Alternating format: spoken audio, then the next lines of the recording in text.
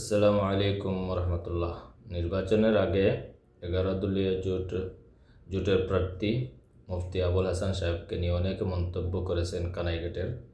উনি জয়যুক্ত হলে কানাইঘাটের কোনো উন্নয়ন হবে না।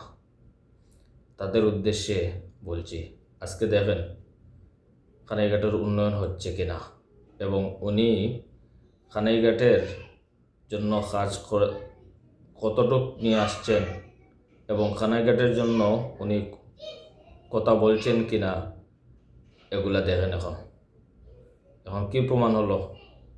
সব সমান না। মজুমদার নিয়ে তুলনা করছেন যে কানাইঘাটের কোনো উন্নয়ন হবে না। অনেকদিন তো মজুমদার লাগে দিয়েছেন, তো সেটা মনে করছেন যে সব মজুমদার হয়ে যাবে।